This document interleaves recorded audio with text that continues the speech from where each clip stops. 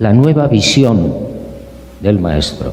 A mí eso me llena de una enorme satisfacción. Es el mejor premio que me pueda...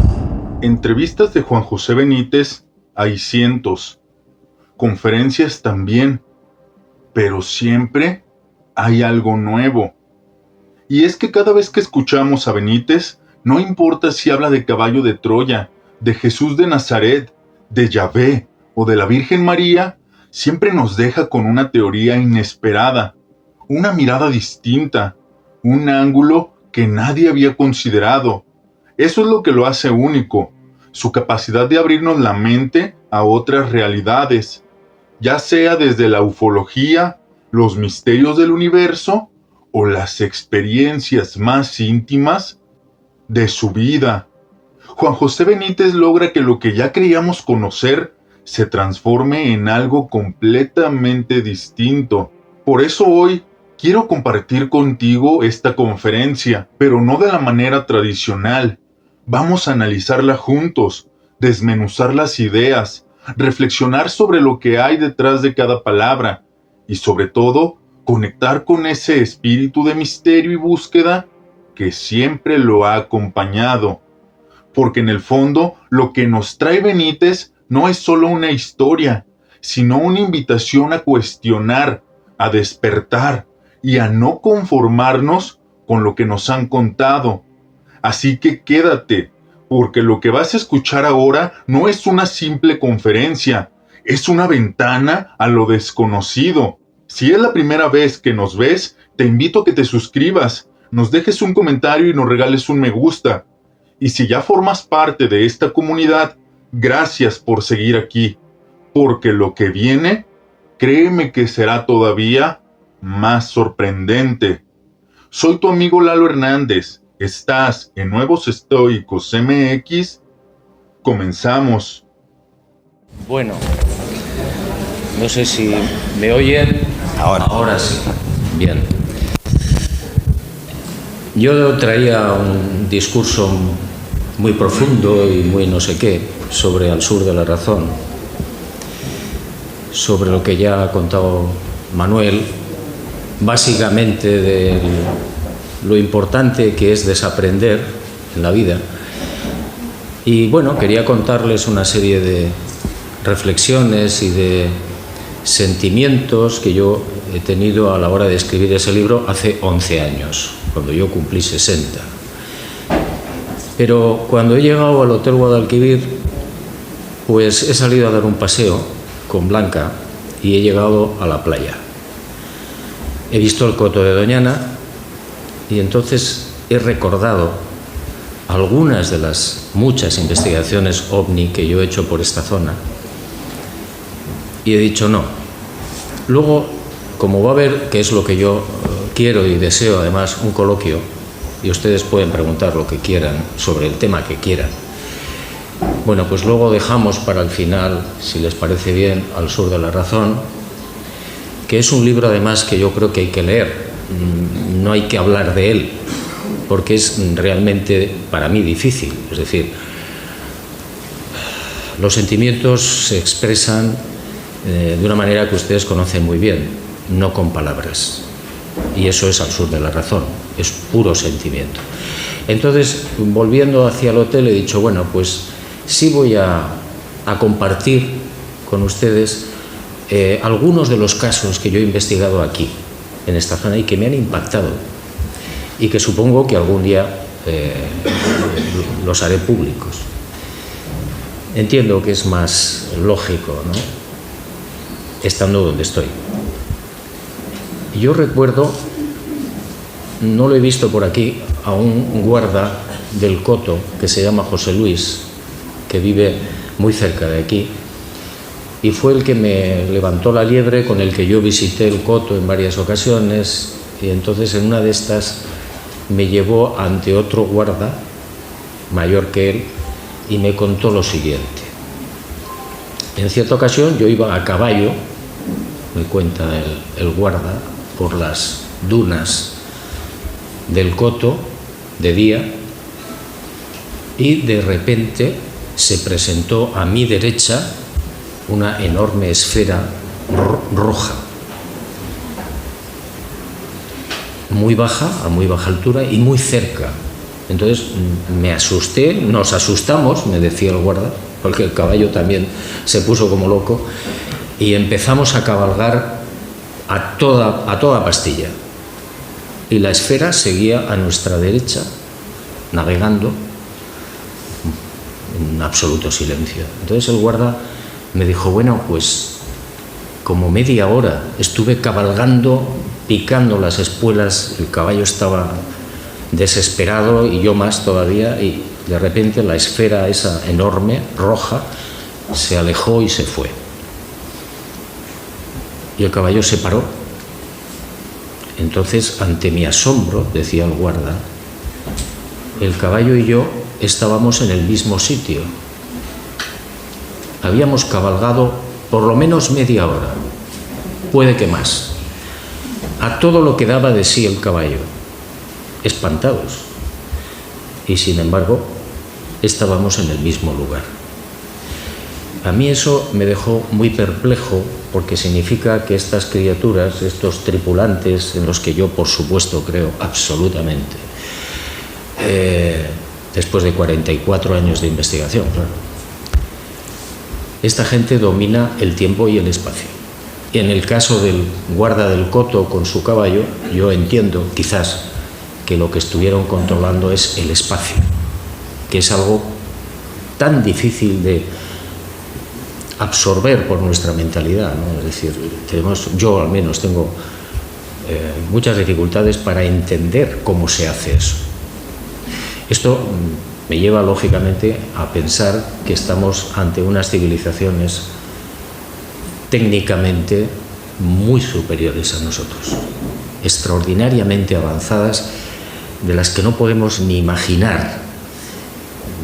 Recuerdo ahora otro caso, no aquí, pero doy un par de pinceladas de él, de un topógrafo que estaba haciendo una cata en América de unos determinados minerales, y entonces en un momento determinado, en la mitad de la nada, se encuentra con un edificio. Él pensó que era un edificio y pensó que era militar, y siguió avanzando hasta que de repente vio que salió un periscopio y un tipo de 2 metros y pico de alto, con un buzo, como una escafandra, se quedó cerca de la nave, y mentalmente él empezó a escuchar las palabras de este ser. Y cuando ya había transcurrido un tiempo y habían hablado, entre comillas, una serie de cosas, el topógrafo quiso entrar en ese edificio, que era una nave, y el ser le contestó: es imposible, no porque no puedas tener acceso, sino porque no vas a entender lo que hay ahí, porque te llevo 50.000 años. Quiero decir, vuelvo al primer caso, ¿no? Es decir, estamos ante unas civilizaciones, en plural, muchas civilizaciones, con una tecnología fascinante, mágica, diría yo, mágica, y con una antigüedad desconcertante. Bueno, otro de los casos que yo recuerdo en esta zona me la cuenta unas señoras que estaban en esa playa, pleno verano, mucha gente, y de repente, ante el asombro de todas las que estaban allí sentadas, aparece una criatura como un robot del agua y avanza hacia ellas con unos andares, un caminar torpe, altísimo, como una gran coraza, como un ser metálico, pasa por delante, al lado del grupo, y cuando las mujeres, espantadas, se dan la vuelta para seguir contemplando aquello, más o menos, si no recuerdo mal, había 20-30 metros del agua a donde estaban las señoras. Cuando se dan la vuelta ya no hay nada, ha desaparecido, lo cual es imposible, me decía, porque no habían sido 2 segundos lo que pudo tardar el robot, entre comillas, desde el sitio donde ellas estaban hacia atrás. ¿Qué quiere decir esto? Pues que estamos ante una tecnología igualmente mágica, es decir, que controlan a robots o a seres, no sé cómo llamarlos, de ese tipo, de esa envergadura, y que además se desmaterializan en un segundo, en un instante. Hay cientos o miles de casos de desmaterialización de naves y de seres. Pero bueno, les traigo a colación este caso porque ha sido aquí, en esta playa. Relativamente cerca de aquí, y entre Chipiona y Sanlúcar, yo me encontré en cierta ocasión con un señor y dos hijos que venían de un campo que tenían con la leche. Primero pasaron los dos hijos en una moto con cántaros de leche y después pasó el padre, minutos después, también en otra moto. Y me contaban cómo al llegar a una zona de eucaliptus se encontraron, todavía no había anochecido, era por la tarde, y se encontraron con una enorme luz dentro de los eucaliptus, en un claro. La moto se paró y ellos pues vieron el objeto allí enorme, a 80 metros, y a unos seres muy altos que estaban entre los eucaliptus. Aterrorizados consiguieron empujar la moto y salir de la zona y volver a arrancarla, y a los pocos minutos pasó el padre con otra moto y también unos cántaros de leche, y le pasó exactamente lo mismo. La moto se detiene, se para, y el hombre, que tenía mucho arrojo, se quedó tranquilamente mirando y vio cómo los seres muy altos, con trajes como de submarinistas, se dedicaban a arrancar las sierpes, que son esas raíces que salen de la base de los árboles, y que para conseguir hacer eso se necesita o una radial o muchísima fuerza.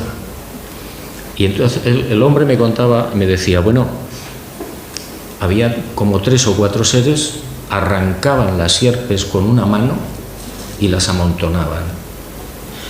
Así estuvieron unos minutos, hasta que se dieron cuenta, entre comillas, de que el señor estaba mirando con su moto apagada a muy corta distancia. Agarraron las sierpes, cada uno las suyas, y en grandes saltos se metieron en el objeto, es la luz esa anaranjada enorme que estaba en el claro. Despegaron y se fueron. El señor consiguió arrancar su moto y siguió para su casa. Entonces, claro, a mí me impactó mucho porque, bueno, pues entre otras cosas se dedican a robar sierpes, que también es algo que podríamos estudiar psicológicamente, ¿no? Probablemente les interesaría la flora, ¿no? Y el último caso, así en pinceladas, que quería mostrarles antes de pasar al coloquio, que repito es lo que verdaderamente nos importa, es un poquito más arriba, en el Guadalquivir. Yo me encuentro en una de las investigaciones con un lucio, una finca enorme, y el que era guarda de esa finca vivía en las chozas que tenían, digamos, en la zona principal. Había 6 chozas. Y este hombre me contaba, decía, bueno, en un invierno estaba la marisma estaba inundada completamente. Habían llegado unos pescadores y me decía, estuvimos charlando, conversando, tomando un café, y ellos se fueron cerca de las chozas a pescar. Entonces, este hombre había comprado unas gallinas, eran muy pequeñas, y le dijo a su mujer, que estaba allí también, bueno, voy a echar un vistazo al gallinero, porque son gallinas muy jóvenes, muy pequeñas, se pueden caer y se las comen las ratas. Y este señor, pues nada, caminó, salió de la choza principal, que era su casa, se fue hasta la choza del gallinero, y cuando vio que las gallinas estaban bien, se dispuso a regresar de nuevo a la choza principal. Todas las chozas estaban en un perímetro de 80 a 100 metros, están muy cerca unas de otras. Y en ese momento, cuando él ya regresaba hacia la casa, todavía de día, aproximadamente las 6 de la tarde, más o menos, ve a un señor que viene caminando sobre las aguas. El hombre se quedó perplejo, claro, y bueno, se acerca y le dice: pero ¿usted qué hace aquí? ¿Usted quién es? ¿Qué pasa? ¿Cómo ha entrado usted aquí? Y el individuo, que era muy pequeño, 1 metro aproximadamente de altura, vestía una chaqueta y un pantalón normales, venía impecable, sin barro, sin agua de ningún tipo, con unas orejas puntiagudas y un pelo como los militares, muy al cepillo. En perfecto español le contestó y dijo: no, yo es que me he perdido, yo venía en un artefacto. Y a partir de ahí se produce un diálogo casi de besugos entre el señor, este ser, y el guarda, el guarda de la zona, ¿no? No, yo venía en un artefacto y me he caído. Y el otro le preguntaba: ¿pero qué es eso de un artefacto? Y dice: no, una cosa que vuela. Pero bueno, ¿usted de dónde viene? Yo vengo de Goria. Y el otro le dice: bueno, Coria, usted viene de Coria. No, Coria, ¿qué es Coria? No, ¿cómo que no? Bueno, imagínense usted la historia, es muy larga, pero bueno. Y en un momento determinado sale la mujer y lo ve también. Y entonces el otro le dice: bueno, yo estoy buscando un sitio que se llama Lupe. Y el guarda, que conoce perfectamente la región, dice: no, ¿Lupe? ¿Qué es Lupe? ¿Pero es un pueblo de Guadalquivir o...? No, Lupe. Pues bueno, tengo hambre y tal. Entonces el señor se apiada un poco, el guarda de este señor, y le dice a la mujer: hazle un bocadillo. Y entonces la mujer entra en la choza, le hace un bocadillo de tortilla con chorizo, vuelve y se lo da y le dice: tenga cuidado porque está ardiendo. Y se lo traga en un segundo. Entonces se quedan pasmados los dos. Y el tipo se va, desaparece y se va caminando sobre las aguas de la marisma. Estaba todo inundado. Había como medio metro de agua. Y se va donde los pescadores. Y el diálogo más o menos se repite. Y lo ven cómo se aleja otra vez sobre las aguas. Bueno, cuando el guarda, lo que verdaderamente le espanta de esto es que la conversación tiene lugar entre las 6:30 y las 7 de la tarde. Probablemente, según calculamos, pudieron estar como mucho 1 hora hablando. Él cree que no, pero bueno, 1 hora, entre que le hacen el bocadillo, etc. Y cuando la mujer entra en la choza, que ya se ha ido el volador, se da cuenta de que son las 2 de la mañana. Y sale espantada y le grita a su marido: son las 2 de la mañana, y es imposible. Hemos estado hace las 6, las 7 de la tarde, incluso las 8 de la noche podíamos haber estado hablando, que no. Pero bueno, ¿qué ha pasado aquí? Las 2 de la mañana. Muy bien, amigos, en este primer bloque Juan José Benítez tocó el tema de la ufología, mencionando tecnología extraterrestre, posibles robots alienígenas, seres gigantes y civilizaciones avanzadas que tal vez nos vigilan y han estado detrás de nuestra evolución desde hace miles de años. Pero esto que él señala no es algo nuevo. De hecho, la teoría de los antiguos astronautas ya había hablado de un ser colosal. Nos referimos al gigante de Rodas, conocido en la mitología como Talos, el guardián de Creta.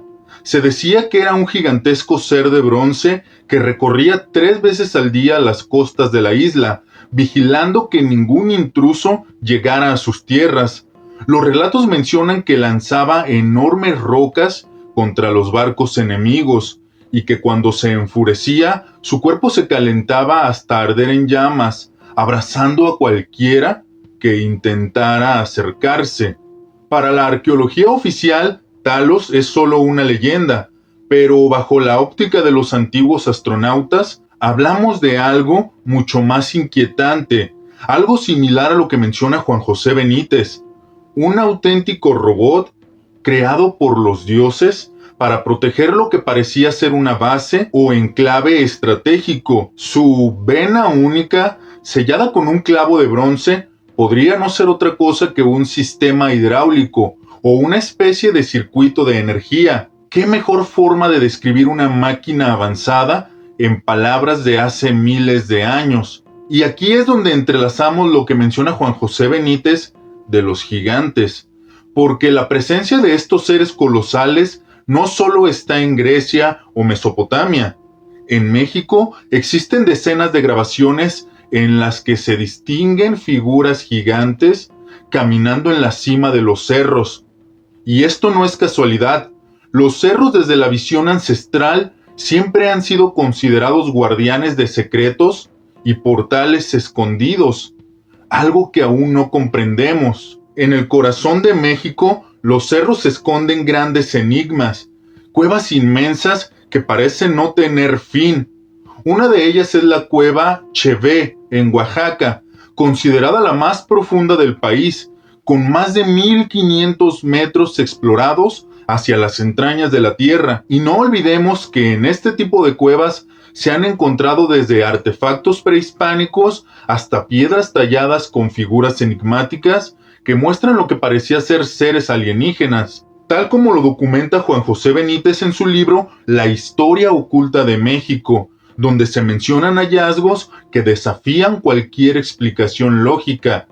Lo más inquietante es que este patrón se repite en todo el mundo y en todas las eras. Petroglifos grabados y estelas nos muestran a seres que no son humanos, sino figuras que parecen robots, astronautas o visitantes de otros mundos. ¿Casualidad o huellas de una verdad que ha estado frente a nosotros desde hace milenios?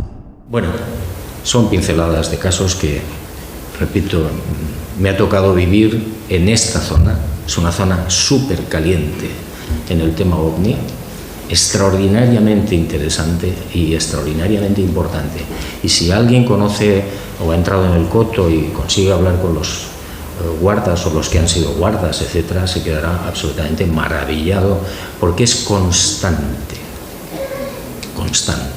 Otra cuestión es que los medios de comunicación ya que están metidos en otras guerras pues no saquen nada, ¿no? O solo sacan las revistas especializadas que sí, ¿eh? Bueno, como se nos echa el tiempo encima y yo, repito, lo que quiero es conversar con ustedes de lo que les parezca oportuno, pues si les parece bien. ¿Vas a hablar del libro o no? Vamos a empezar. ¿Vas a hablar del libro o no? Del libro hablaré si ustedes quieren. Vamos. Sí, hable. Bueno, Al sur de la razón es un libro, repito, difícil, muy difícil de explicar. ¿Por qué? Pues porque cuando uno, después de 60 años de experiencias de todo tipo por el mundo, intenta plasmar los sentimientos, no ya las aventuras, que esas son relativamente fáciles de escribir, es muy complicado. Es decir, yo siento que durante muchos años, he vivido sujeto a aquellas directrices que me habían inculcado a través de la educación, de la familia, etc. ¿Y qué es lo que me habían inculcado? Primero, tienes que ser un hombre de provecho, tienes que ganar dinero, etc. Y yo lo creí, es decir, durante un tiempo yo estuve peleando, como todos ustedes, me imagino, o como la mayoría de la gente, por tener una profesión, por tener un medio para sobrevivir, para intentar prosperar en tu trabajo, pero empecé a darme cuenta que todo eso significaba, por un lado, dejar en el camino otras cosas que eran súper importantes, o a mí me lo parecían. Segundo, tenía que empezar a machacar a mis compañeros si yo quería ser lo que se suponía que tenía que ser. Eso significaba que yo tenía que escalar, que yo tenía que destrozar, que yo tenía que mentir, engañar, robar y lo que fuera necesario para poder llegar más alto. Y no me gustó. No me pareció lógico no me pareció, no ya espiritual, no, me pareció una cosa que atentaba al sentido común. Y empezó a caérseme todo el andamiaje. Luego, o al mismo tiempo, entró en juego el Padre Azul, al que me habían mostrado desde siempre, desde niño, desde el colegio, desde la universidad, como un Dios justiciero, etcétera, etcétera. Y aquello tampoco me encajaba. Empecé a sentir fuertes dolores de cabeza porque no entendía. Y finalmente, poco a poco, muy despacio, aquello se desmoronó. Y me quedé en blanco, limpio, lo cual agradezco profundamente a los cielos, porque fue el instante y el momento de poder quizá recuperar lo que había sido mío o lo que siempre ha sido de todos, pero la educación y las religiones sobre todo nos han eclipsado, ¿no? Nos lo han ocultado en beneficio de las multinacionales, que es lo que son las religiones, todas,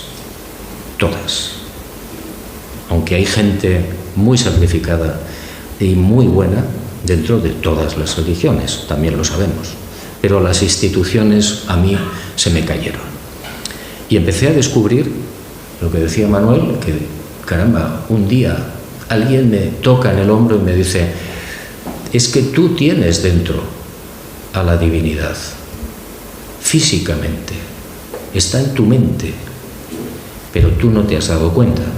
Yo lo llamo en este libro y en otros la chispa, una parte infinitesimal, por definirlo de alguna manera, no tiene definición, por lo menos para la mente humana, ¿no? Del número 1, del Padre Azul, que en el momento en el que el ser humano toma su primera decisión moral, aproximadamente a los 5 años, más o menos, en un verdadero milagro y misterio que nadie, ni siquiera probablemente ni los ángeles conocen, esa chispa acaba y aterriza en la mente del ser humano y ya sigue con él hasta el final. Pero lo más interesante, que es lo que yo también reflejo en este libro como puedo, es que en el instante en el que esa chispa toma posesión de ese ser humano, le regala algo que es absolutamente maravilloso para mí, que es el alma, una criatura que también nos va a acompañar y que es eterna, siempre. Yo me había hecho un lío con lo del alma, el espíritu, bueno, era un caos.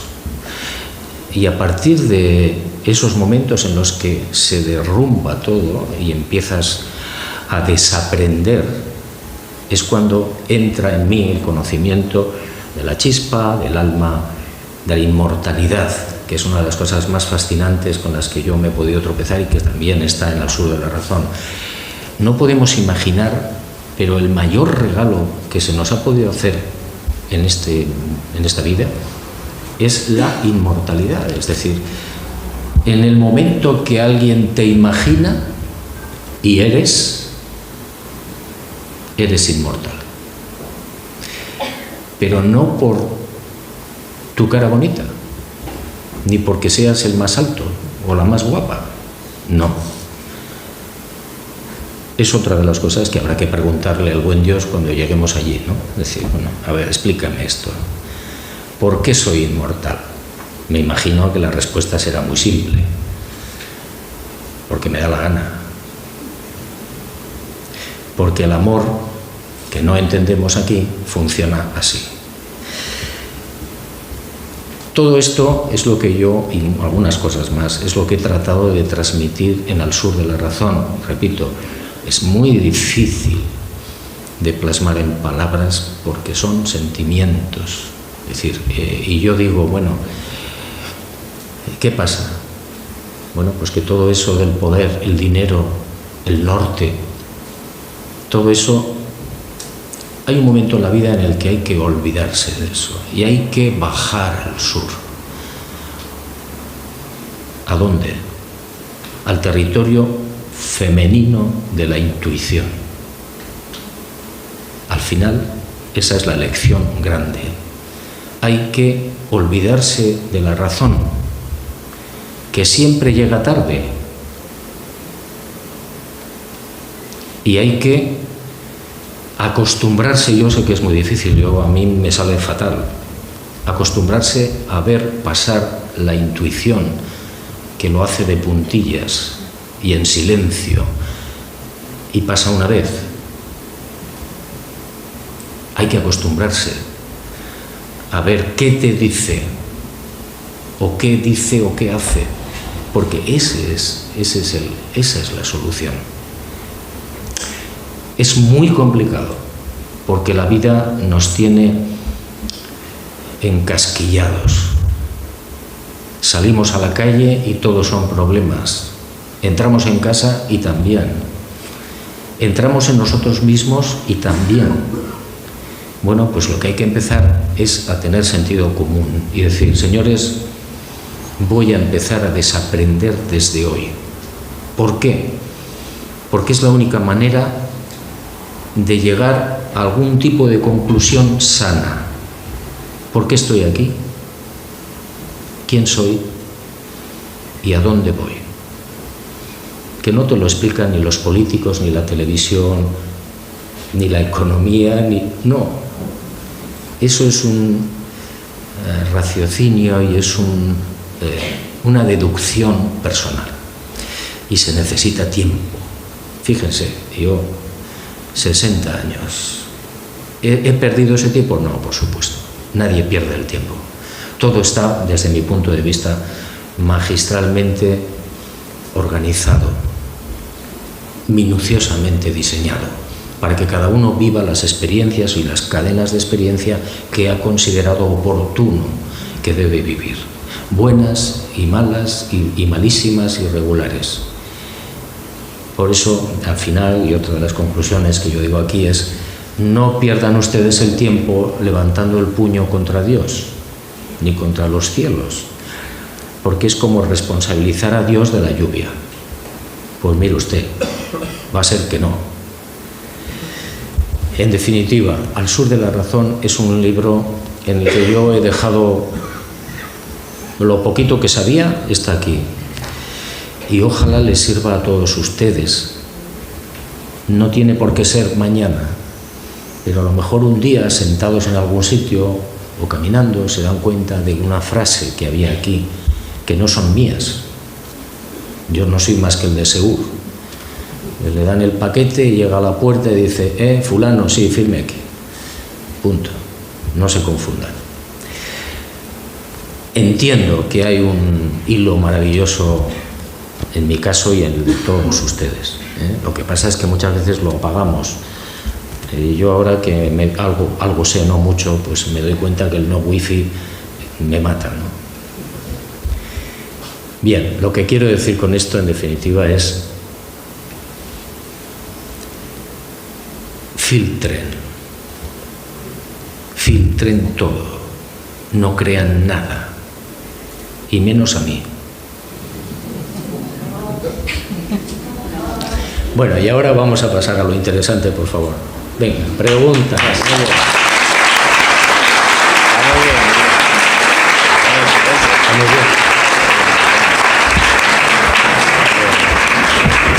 Venga, venga. Fuerte. Buenas noches. Me gustaría preguntarle qué opina usted personalmente del caso de la autopsia de Roswell. ¿Verdad, mentira, fraude, etcétera?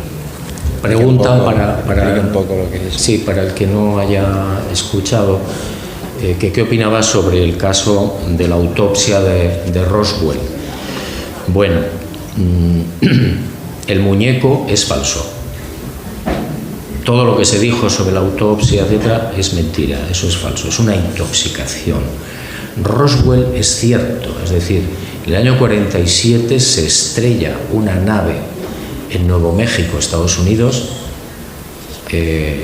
y el ejército captura a las criaturas que están vivas y a las que están muertas, por supuesto, entre 3, 4, 5 criaturas, probablemente vivas 2 o 3, a una la matan allí mismo. No sabemos por qué se estrella esa nave.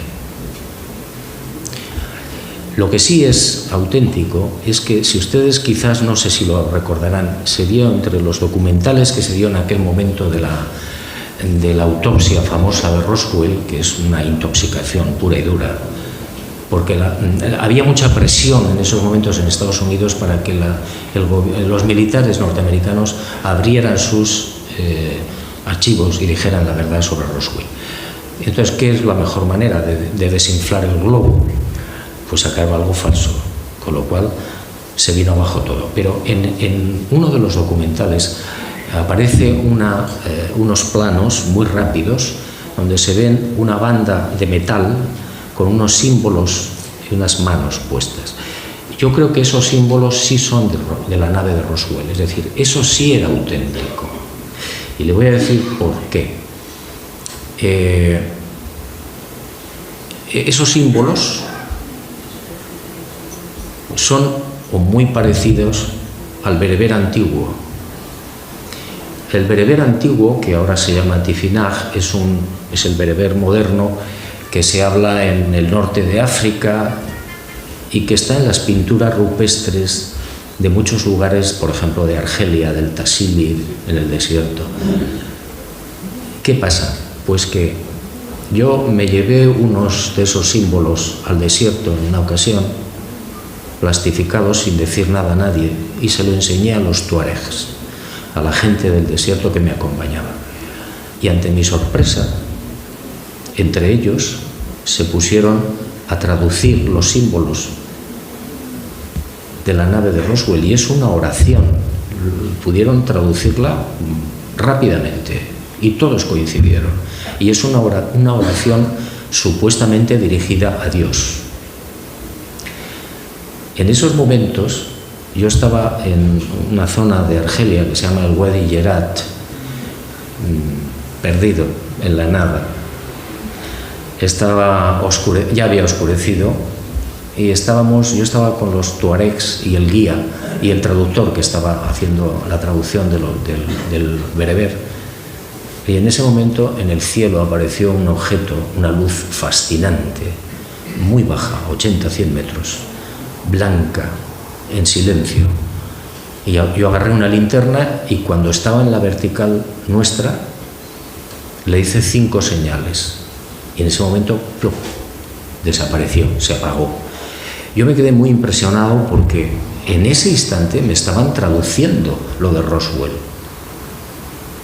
Bueno, me he ido por las ramas, pero bueno, le digo que sí, Roswell es cierto, hay más de 400 testigos de la nave estrellada, no sabemos por quién, y de las criaturas que probablemente eran cyborgs, es decir, mitad máquinas, mitad seres humanos, no sé, humanoides, algo que nosotros todavía no sabemos. Venga, más preguntas. A ver. Cuando estaba el cuartel de la Guardia Civil en la otra banda, Fuerte. hubo guardias civiles que vieron algo. O sea que a mí me han fascinado siempre esos libros, porque yo conozco personas que han visto Cosas. Los ovnis, y por eso sus libros pues siempre me han... Sí, me comenta la señora que ella conoce a testigos en el otro lado, en el cuartel de la Guardia Civil, que han visto cosas, por supuesto. Ya el cuartel ese Ya no existe, claro. Sí. está en ruinas. Total. Pero vamos, yo conocí a guardias civiles que habían visto algo. Sí, mire, yo en septiembre voy a publicar un libro que creo que yo se lo debía a ustedes después de 44 años de investigación, que se dice pronto, que es un libro precisamente una selección de 300 casos inéditos sobre el fenómeno OVNI, solo para tus ojos. Entiendo que yo se lo debía a la gente que lleva tantos años, ¿no?, siguiendo este tema. Les aseguro que es espectacular. 300 casos. Hay aproximadamente 150 más o menos, la mitad de encuentros con las naves y el resto encuentros con los tripulantes. de todas las clases que ustedes puedan imaginar. Altos, pequeños, bueno, inéditos además. Y les aseguro que es cierto, absolutamente cierto. Pero hay militares, las cúpulas militares en todo el mundo que no quieren que esto trascienda, porque llevaría, como ustedes saben muy bien, llevaría a una obligada revisión de muchas estructuras de todo tipo, desde el punto de vista social, religioso, económico, político, científico, y eso no les interesa. Es decir, el fenómeno ovni no existe, punto. Bueno, ¿qué más?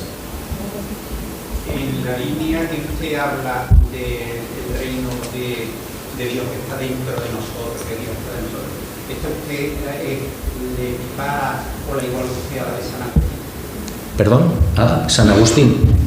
Usted ha estado diciendo que el Dios lo tenemos nosotros. Sí. Digo yo, si usted la línea que estudió y que se encontró, que tanto le costó a San Agustín encontrar. No he seguido ninguna línea de ningún teólogo, ni de ningún especialista, ni de ningún exégeta, ninguna. Mire, yo he tenido verdaderas dificultades para encontrar esa definición que yo pobremente les he podido hacer sobre la chispa. No hay una definición tan esquemática y al mismo tiempo tan certera. Sí hablan de que Dios nos habita y de la gracia de Dios, etcétera, etcétera. Pero de que a los 4 o 5 años, más o menos, por el hecho de tener y tomar una decisión moral, el buen Dios se desdoble, no sé qué palabra emplear, y habite a cada ser humano, es algo que yo no lo he encontrado así, de esa manera, no lo he encontrado. El San Agustín sigue así, cuando le dijiste tarde que a mí, hermosura tan antigua y tan nueva, tú estabas dentro de mí y yo afuera, que si por fuera te buscaba.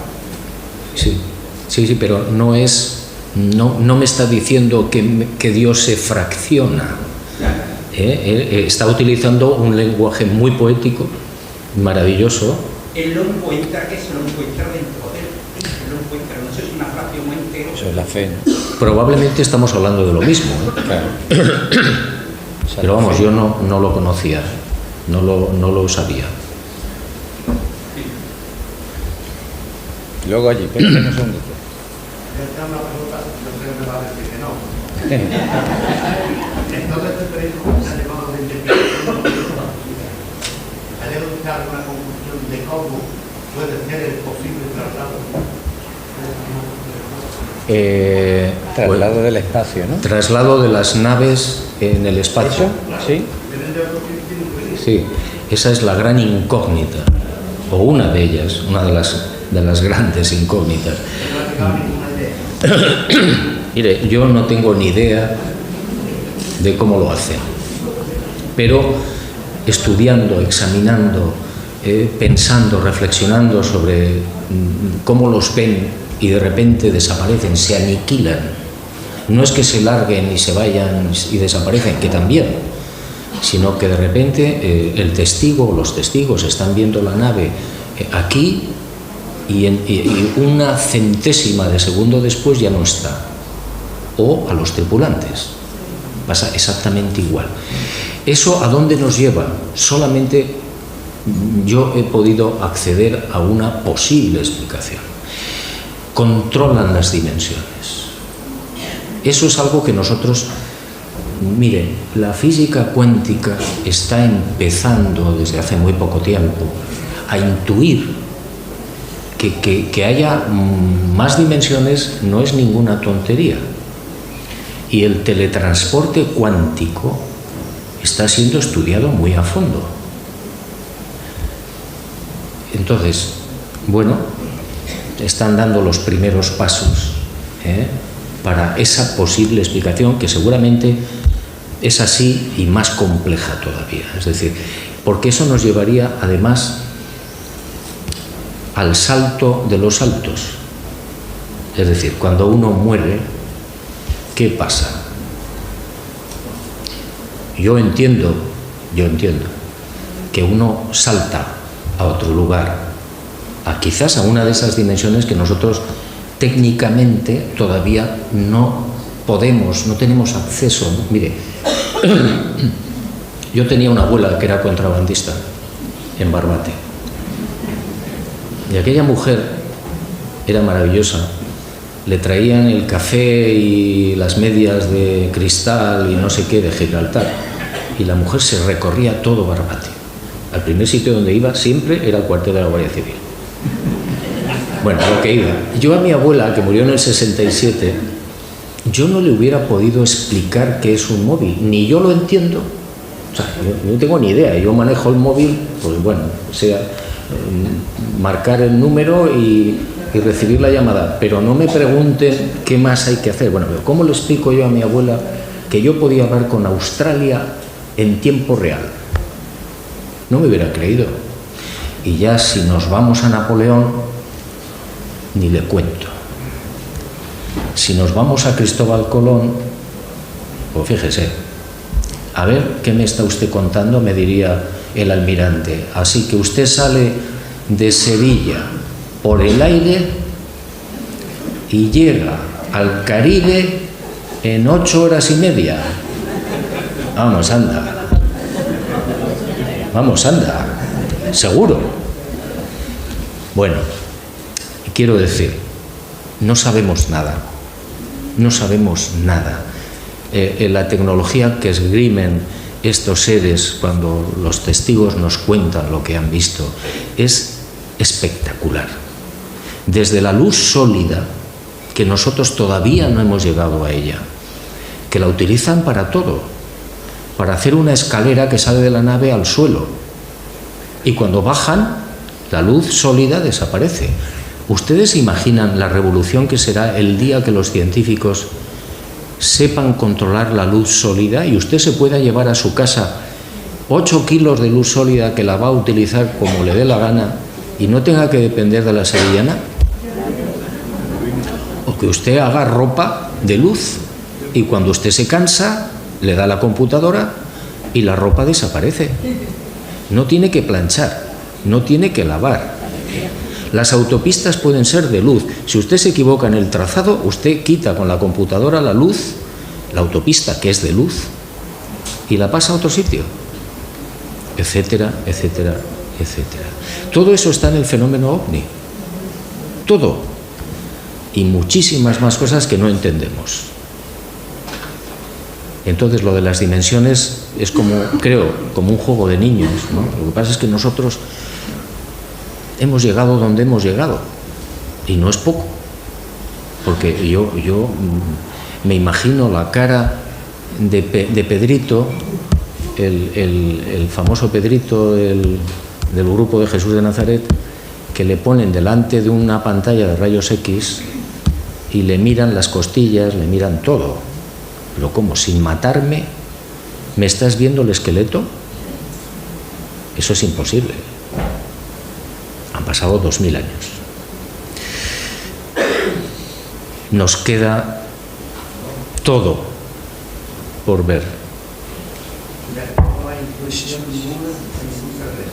¿Perdón? No hay forma ni instrucción de cómo puede ser el grupo. No lo sabemos porque ellos además no te lo dicen. Hay mucha gente que ha entrado en las naves, que han conversado con los tripulantes, que le han preguntado, a ver, ¿cómo funciona esto? ¿Dónde están los motores?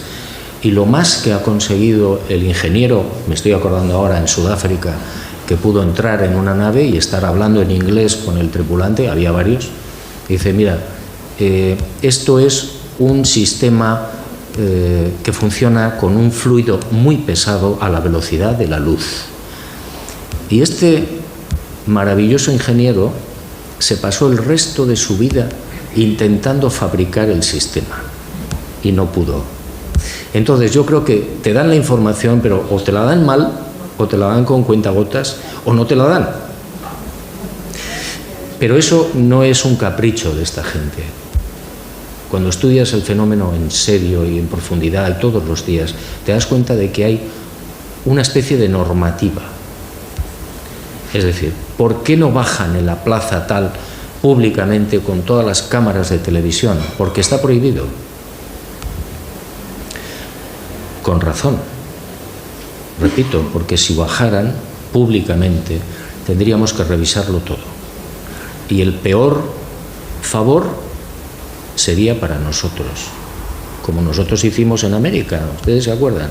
Por aquí pasaban las carabelas también, que iban para allá. Y mire lo que hicimos. Bueno, lo que hicieron los ingleses, lo que hicieron los alemanes, lo que hicieron los franceses, etcétera, ¿no? Terrible. ¿Cree que los gobiernos del mundo han contactado ya con ellos? No. No creo que los gobiernos del mundo hayan contactado con estos seres. Esa es una leyenda que anda circulando por ahí desde hace mucho tiempo. Hay unos papeles incluso que se llaman Majestic 12, que yo creo que son falsos. Es una pura intoxicación. Miren ustedes, los militares, sobre todo los norteamericanos, tienen la máxima información que ustedes puedan imaginar sobre el fenómeno ovni. La máxima. Tienen hasta las naves. Ellos son los primeros interesados en que esto, repito, no se difunda, que los testigos queden en ridículo y que cuando ellos consideren oportuno ya veremos. Pero mientras tanto, todo eso es mentira, es falso, no existe. Y cuando ven que la presión de la opinión pública sube más de lo que ellos quieren, empiezan a intoxicar. A nivel de medios de comunicación, para empezar, como lo hacen en todos los demás campos. Es decir, que el fenómeno ovni es uno de ellos, pero miren, no me tiren de la lengua, por favor. Porque ustedes no pensarán que las Torres Gemelas las tiraron los pobres yihadistas, que son bastante locos, porque, mire ustedes, yo me he leído el Corán 3 veces y les aseguro que el Corán es de locos, pero ellos no tiraron las Torres Gemelas.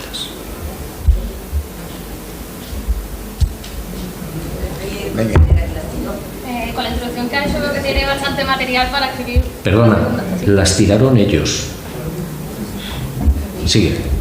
En este bloque, Juan José Benítez habla de algo lindo. Nos lleva a reflexionar sobre algunos de los misterios más profundos de la existencia humana. El alma, la tecnología y por supuesto los secretos que aún se esconden detrás de nuestra propia historia reciente. Hablemos primero del alma. En la saga Caballo de Troya, Jesús de Nazaret describe el alma como esa chispa eterna, el verdadero tesoro que nos conecta con lo divino y trasciende más allá de la muerte. El alma, según estas revelaciones, no es un simple concepto filosófico, sino la esencia misma que nos da la identidad en la eternidad. Algo muy similar encontramos en el libro de Urantia, por ejemplo, donde se afirma que el alma nace de la unión entre la mente humana y la chispa divina que el Padre Universal deposita en cada persona. Para los libros de Urantia, el alma es como un hijo en gestación. Empieza siendo frágil, pero con nuestras decisiones y actos la vamos fortaleciendo. Y de eso mismo precisamente nos habló Juan José Benítez. Esto es lo lindo, cómo en lugar de rivalizar Caballo de Troya y Urantia, se juntan y hacen una misma esencia que nos lleva a una cosa, a cuestionarnos todo lo que creíamos saber, buscando siempre la trascendencia, ya que según estas teorías, al final de esta vida, nuestra alma está destinada a despertar en otro plano. Pero no nos equivoquemos, el alma no puede ser medida con instrumentos, ni se reduce a fórmulas. El alma se siente y se intuye y sobre todo se experimenta en la vida diaria. Es esa voz interior, según Juan José Benítez, que nos recuerda que hay algo más allá del tiempo, más allá del polvo y más allá de la carne. Ahora pasemos a otro tema que también inquieta a la humanidad, la tecnología, eso que menciona Juan José Benítez. Pensemos en un momento, hace un poco más de 100 años el hombre se trasladaba en caballos o carretas. Hoy podemos volar a velocidades supersónicas. Un ejemplo es el legendario avión Concorde. Aunque retirado en 2003, llegó a cruzar el Atlántico en menos de 3 horas, alcanzando velocidades cercanas a 2.180 kilómetros por hora, más allá del doble de la velocidad del sonido. Un salto evolutivo que nos hace preguntarnos, ¿de dónde surge un avance tan repentino? Hay quienes sostienen que parte de este progreso no fue únicamente fruto del ingenio humano. Se habla, por ejemplo, del caso de Roswell en 1947, cuando presuntamente se recuperó un objeto volador no identificado. Algunos investigadores creen que de esa nave extraterrestre provino conocimiento tecnológico que aceleró el desarrollo de los microchips, la fibra óptica y otros avances que transformaron radicalmente nuestra sociedad. Y si hablamos de misterios modernos, no podemos dejar de lado un tema incómodo, pero necesario, como lo menciona Juan José Benítez, las Torres Gemelas. Oficialmente el 11 de septiembre de 2001, Estados Unidos sufrió un ataque terrorista sin precedentes. Sin embargo, diversas teorías de conspiración sugieren otra versión, que fue el propio gobierno estadounidense quien orquestó o permitió el colapso de las torres con el fin de justificar una invasión militar en Medio Oriente y asegurar el control de recursos estratégicos como el petróleo. En este caso se señalan irregularidades en los informes oficiales, explosiones que parecen más cercanas a una demolición controlada que a un simple derrumbe estructural. Y el hecho de que inmediatamente después se aprobó una guerra que benefició directamente a ciertos intereses políticos y económicos. Lo cierto es que el alma, la tecnología y los grandes misterios de la historia nos invitan a cuestionarlo todo, como nos menciona Juan José Benítez. Porque quizá, amigos, el verdadero conocimiento no está en aceptar lo que nos dicen, sino en atrevernos a buscar la verdad detrás de ese velo que la esconde. Con la introducción que nos ha hecho, veo que tiene bastante material para escribir la segunda parte de la quinta columna, pero yo quiero saber si va a escribir o puede llegar a leer la segunda parte de Ricky B. Yo también quisiera leer la segunda parte de Ricky B. Está en el horno. Mire, hay un pequeño problema. Yo tengo 70 años. Estoy en la segunda parte del partido. No sé si en la prórroga. Tengo 140 y tantos libros por escribir. A uno por año no me salen las cuentas. La culpa es mía, lo sé. Yo, mire, la investigación está hecha y volví a ver a Ricky y no sé cuándo le decía antes a una persona allí afuera que en el momento que yo trate de quitar, digamos, lo más importante, que es, por supuesto, el diario de Eliseo, que cierra la vida pública de Jesús de Nazaret, que es fascinante. Luego ya ahí sí voy a empezar a priorizar, porque 140 años me parece que no. Venga. Fuerte. De toda su experiencia, ¿cuál considera que es el caso que más impacto le ha causado o que de alguna manera ha sido más significativo para tratarlo?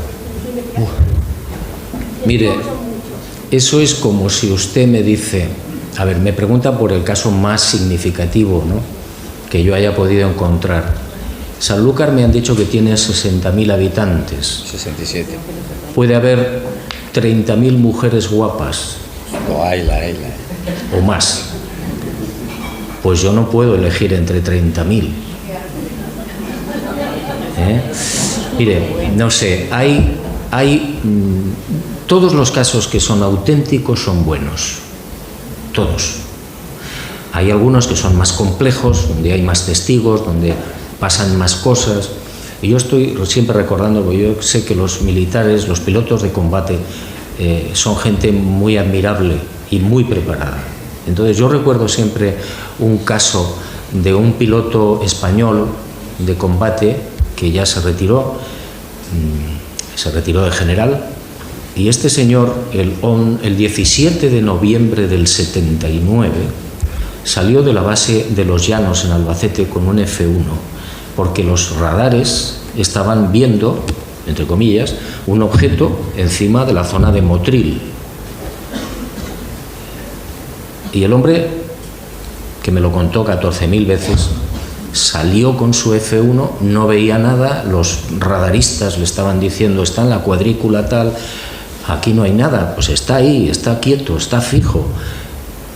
Empezó a dar vueltas, no veía nada, y ya cuando se iba a retirar hacia la base sintió un fogonazo, vio un fogonazo, y entonces reatacó y vio una nave enorme. Él me decía que era como el edificio que está en la Plaza España de Madrid, ese hotel que querían comprar los chinos, no sé quién, sí, y que es enorme, puede tener 100 y pico metros. Me decía, pero ponlo en horizontal, con las luces, los colores más maravillosos que yo no sé describir. Y entonces yo, dice, me puse cómodo y empecé a ir hacia él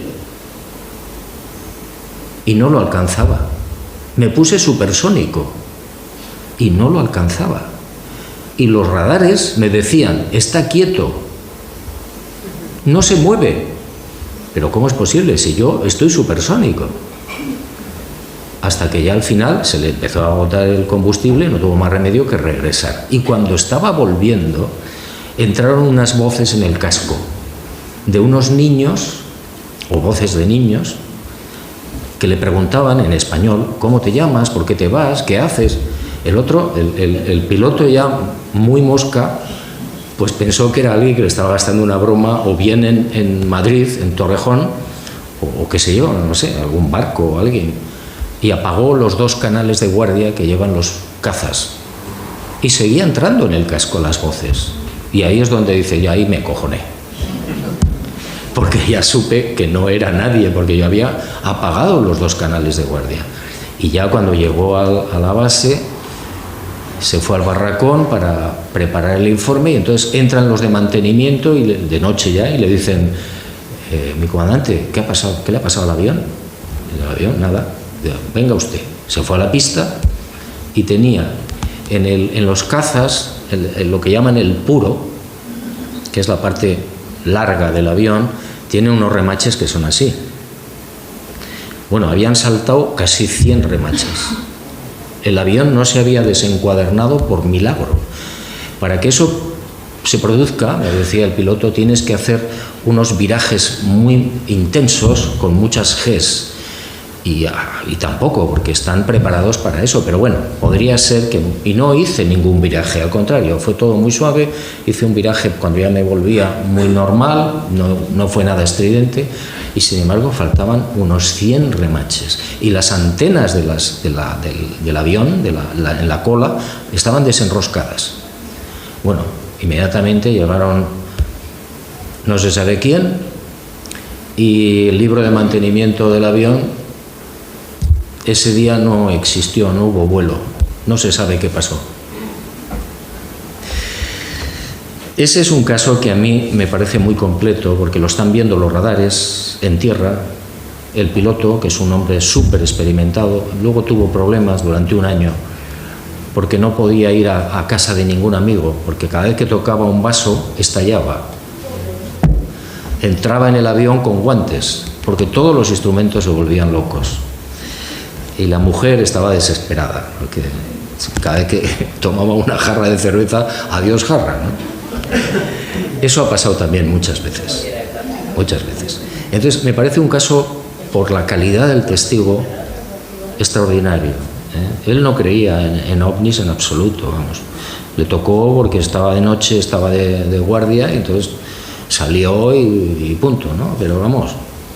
Y cuando vio aquel espectáculo, y yo pregunto, hablábamos antes de la tecnología, ¿cómo es posible que algo esté quieto, que lo está viendo el radar, que da un eco, es un cuerpo sólido, y sin embargo el piloto supersónico no lo alcanza. Señores, ¿qué tecnología es esa? ¿De qué estamos hablando? ¿Se dan ustedes cuenta de por qué los americanos están como locos por capturar todas las naves que puedan? Claro. Y aprovecho ya y digo, cuando Roswell, cuando se cae la nave o se estrella la nave, los militares se llevaron la nave, por supuesto, y a las criaturas, y durante mucho tiempo, y todavía siguen en ello, se dedicaron a explorar la nave para ver qué tecnología tenía la nave. Y como son muy listos, ¿qué hicieron? Año 1947. Dijeron, bueno, ya sé lo que vamos a hacer, dijo el Pentágono. Las piezas las vamos a poner en manos de determinadas empresas especializadas, diciendo que son piezas capturadas a los nazis. Y fíjense ustedes qué curioso, así sale el láser, el chip, la fibra óptica y una serie de inventos que todo el mundo dice, pensó, esto está inventado por el hombre, no señor, y siguen todavía ahí. Venga. Después de todo lo escrito, de todo lo investigado, ¿ha sentido alguna vez que su vida corría peligro? ¿Se ha visto alguna vez? Sí, me pregunta si yo, después de tanto tiempo investigando este tema, sobre todo este tema, si he tenido problemas o he sentido temor por mi vida y tal. Yo creo que tuve un atentado, sí, una vez, del que me salvé, pues porque seguramente no era mi momento y había que seguir haciendo cosas, ¿no? Como venir a San Lucas, por ejemplo. Pero no soy el único, es decir, ha habido más investigadores que han muerto, en circunstancias extrañas, porque hablaban mucho o decían cosas que no interesaban, porque estaban removiendo asuntos que no eran oportuno remover. Y bueno, podría darle bastantes ejemplos de compañeros míos de investigación que no salieron adelante.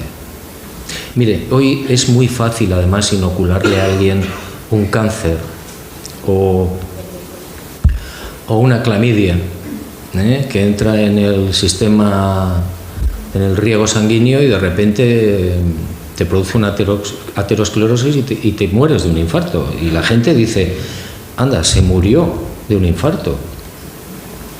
Sí, se murió de un infarto, pero ¿a quién le provocó el infarto? Así. ¿Ustedes creen que el Zika es un mosquito que ha aparecido de la noche a la mañana en Brasil, a punto de entrar a los Juegos Olímpicos? Hombre, por favor. Y las vacas locas también, etcétera. Estamos absolutamente ignorantes de los laboratorios que están trabajando para los militares. Venga. Pero sigo, ¿eh? ¿Tú también? Dos. Venga. Un segundito. José Antonio, espera. Luego, espera. Hay un podólogo en Estados Unidos que se llama Roger Ley, no sé si lo conoce. ¿Él? Roger Ley. Que se llama Roger Ley. ¿Conoces de su investigación? Sí. ¿La cree correcta o podría escribir un libro en el futuro? No sé. Mire, por el tema OVNI se podían escribir, y de otros temas, 7.000 libros más. Pero yo creo que cada cual, el que está interesado en esto, ya sabe buscar y sabe... Más preguntas. Venga. ¿El anillo que lleva puesto es el encontrado? Sí. El anillo que llevo es el que encontré el día 25 de julio, hará 20 años, en el Sharm el Sheikh, en el Mar Rojo. En fin, sí, lo he contado muchas veces, ¿no? Pero es un asunto muy curioso. Yo en el año 96, julio, yo me fui a un viaje a Egipto y estaba muy confuso con la investigación de Ricky. era muy loco todo, ¿no? Y entonces yo estaba muy confuso, no sabía si estaba en el buen camino, si aquello era cierto, etcétera, etcétera. Y recuerdo que cuando llegué al Cairo yo solicité una señal, porque el juego de las señales, de los que no hemos hablado, es bien interesante y bien importante, ¿no? Y entonces yo solicité a los cielos o a mis primos que si yo estaba en el buen camino me dieran una señal. Entonces yo, como soy también más loco que loco, la señal la puse yo. Y dije, bueno, pues en algún momento del viaje en Egipto que aparezca una luz por aquí, otra luz por allá, que se fundan y que haya una explosión y las fallas valencianas. Bueno, pues ahí se quedó la cosa, pero la cosa no fue así. No hubo esas luces en el cielo ni nada de nada, sino simplemente cuando yo estaba en Sharm el Sheikh, teníamos que subir esa noche al monte Sinaí y aprovechamos, Blanca y yo, para darnos un baño en el hotel, en la playa del hotel. Entonces, es una zona de coral que corta y que hay que tener cuidado. Y entonces, en un momento determinado, Blanca se hizo daño en una pierna, empezó a sangrar y ella llevaba un anillo que yo le había regalado de oro. Y entonces cuando yo me acerqué, porque la vi que estaba llorando, me dijo, pues es que el anillo, que he perdido. Bueno, por resumir un poco la película, porque es un poco larga, yo me puse a buscar el anillo de oro sabiendo que era muy difícil. Si tú no lo has visto caer en el sitio, es muy complicado, porque sí, es muy complicado. Bueno, estuve una hora buscando inútilmente el anillo que no apareció. Yo nunca supe si el anillo se le había caído o qué pasó con el anillo. Y cuando ya estaba saliendo, porque ya empezaba a sentir frío, en medio metro de agua, me apuré hasta el final entre las rocas, entre los corales, en un paño de arena estaba este anillo. No hundido, un poquito hundido, no mucho, pero con un reflejo extraordinario de luz. Y claro, yo me quedé asombrado, lo agarré y salí muy contento, porque dije, bueno, pues mira, no he encontrado el de oro, pero te traigo uno de plata. Y la respuesta de Blanca es, este no es el mío. Bueno, José Antonio. Esa fue un poco la historia. Yo luego mandé a analizar el anillo porque cuando yo regreso de Egipto, para mí esta fue la señal que yo había solicitado sobre Ricky.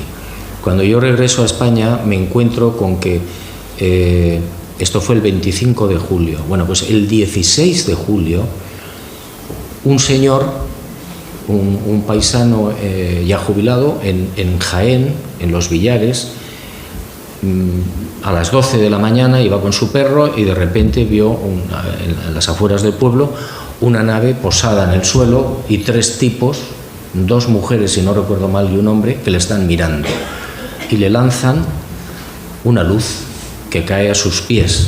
Bueno, todo esto, la nave en la cúpula tenía el 101, que es lo que tiene el anillo, 9 unos y 9 ceros, o sea, 1, 0, 1, palo a 0, palo. Él agarra la luz y no es una luz, es una piedra esférica, negra con símbolos.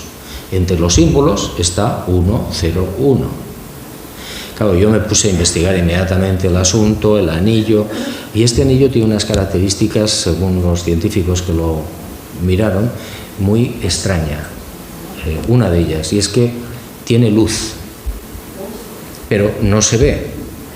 Cuando se hace una foto o una cámara de termovisión, se le toma una foto, el anillo tiene un halo de luz alrededor, intensísimo. Si lo pones, como hemos hecho, al lado de otros anillos normales y corrientes, no tienen luz, ningún anillo tiene luz. Este sí. Y la temperatura del anillo cambia. Dentro del anillo está a diferentes temperaturas, entre ellas 7 grados, 6 grados, 9 grados Celsius, que es imposible, porque en el medio ambiente está al medio ambiente, a la temperatura del medio ambiente. Si te lo pones en la mano, siempre alcanza la temperatura de la mano, es decir, pueden ser 34 grados más o menos, y aquí no, aquí cambian completamente las... Yo recuerdo que se lo llevé como anécdota a una señora que trabajaba para los militares norteamericanos en Estados Unidos en lo que llaman visión remota. Bueno, y esta señora pues hacía una serie de ejercicios increíbles, extraordinarios para el ejército. Pero yo, como no le creía mucho, hice una copia en Cádiz, en un platero de Cádiz, y me llevé la copia. Mejor dicho, le entregué la copia a esta mujer. Y la mujer agarró el anillo y empezó a concentrarse y me decía: no veo nada, no siento nada, esto es un anillo, no, esto no... Y así estuvo un rato hasta que ya, no sé si me dio pena o qué, me saqué el verdadero, y entonces ella hizo la misma operación y lo soltó. Me dijo: esto quema. Y entonces me dijo, entre otras cosas, me dijo una cosa que a mí me dejó desconcertado y que yo no he podido comprobar. Me dijo: es un corrector de ADN. Bueno, la historia es muy larga, ¿no? Eso iría Enrique. ¿Perdón? Que si te afecta. Yo me lo he preguntado, me pregunta si me afecta el llevar el anillo. Pues mire usted, yo me lo he preguntado muchas veces también. Pero como soy muy torpe, pues no me he dado cuenta. La última, tú y luego Antonio. Fuerte. El diario de Liceo. ¿Perdón? El diario de Liceo, tardaremos mucho en... El diario de Liceo, si todo va bien, sí, no, además en el 2018 o 19, lo más tardar. En el 19 se cumplen 35 años de Caballo de Troya. Puede ser el 18 o el 19. Antes hay otros libros que ya están escritos, espero que les divierta muchísimo. José Antonio, la última pregunta, venga. Respecto a la Luna, el satélite chino Shando fotografió una presunta instalaciones en la Luna. ¿Qué se sabe respecto de las instalaciones que hay? Que ya algunas de ellas casi se ven desde aquí, porque hoy día hay instrumentos al alcance casi de cualquiera. Bueno, me preguntan sobre las instalaciones, supuestas instalaciones en la Luna. Fotografiada por el satélite chino Shando. Sí, fotografiadas por los chinos. Bueno, mire usted, lo que yo sé, lo que a mí me explicaron los militares es que el proyecto Apolo fue a la Luna con la misión fundamental y vital de explorar, traer muestras y filmar esas ruinas. Todo lo demás, montar en bicicleta, traer piedras y todo eso, y hacer la carrera espacial y ganarle a los rusos, fue verdad, pero lo más importante fue lo otro. ¿Y qué pasó? Que en el último Apolo bombardearon esos edificios con armas nucleares tácticas. ¿No dijo que cayó un meteorito en ese momento? Eso no lo sé. Eso no lo sé. No lo sé, pero lo que sí me aseguraron por activa y por pasiva y por perifrástica, que se destruyó todo lo que ellos habían localizado. Por eso no se ha vuelto a la Luna. Se necesitan 50 años para descontaminar la mínima atmósfera que tiene la Luna. Y bueno, pues estamos a punto. Pero se nos engañó miserablemente. Sí se fue a la Luna, por supuesto. Otra cosa es que había un plató preparado por si acaso algo fallaba, que también es cierto. Pero se fue a la Luna, y se fue a la Luna para hacer algo tan brutal como robarnos una información. Pero eso están muy acostumbrados los militares, las cúpulas militares, hay que ser justo, es decir, no todos los militares son iguales. Las cúpulas militares son las que están en el secreto y los que lo ocultan. Dicho, ¿terminamos? Muy bien. Bien, muchas gracias. Muchas gracias.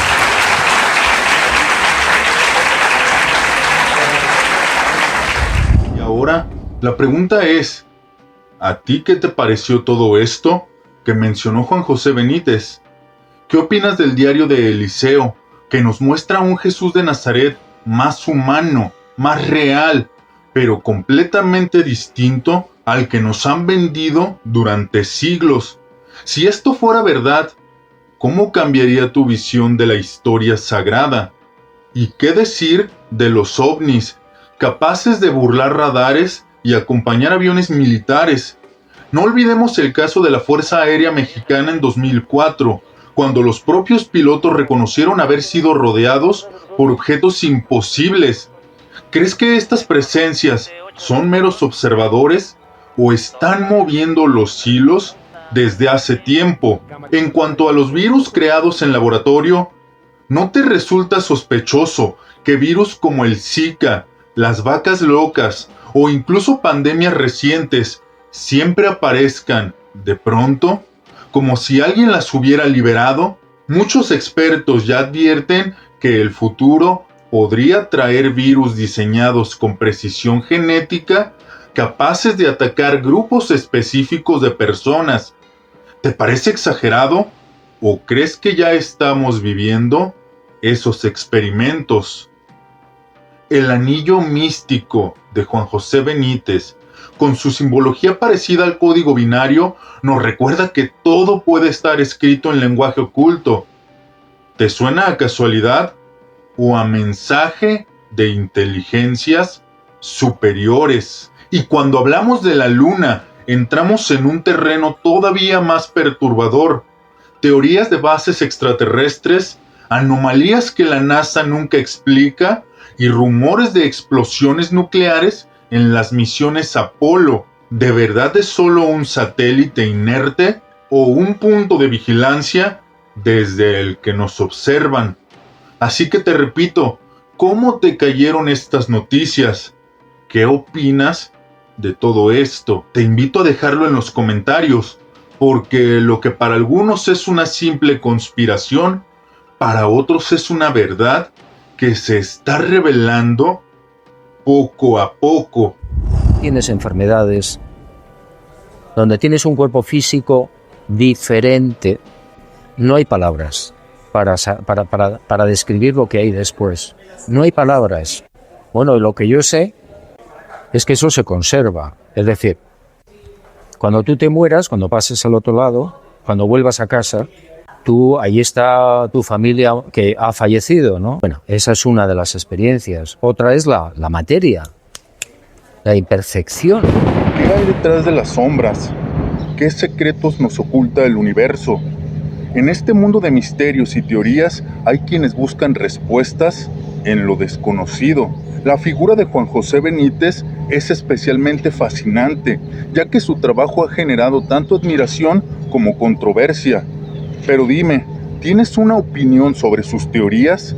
¿Crees que ha abierto puertas a nuevas perspectivas o ha generado más preguntas que respuestas? Comparte tus comentarios y únete a la conversación. Tu participación es clave para seguir explorando estos misterios. Suscríbete para más contenido y prepárate para sumergirte en un mundo de enigmas y revelaciones. Próximamente, nuevos contenidos que te llevarán al límite de lo que crees posible. No te pierdas lo que viene. Soy tu amigo Lalo Hernández. Estás en Nuevos Estoicos MX. Hasta la próxima. La Iglesia Católica, como las protestantes o las evangelistas y todas las religiones en general,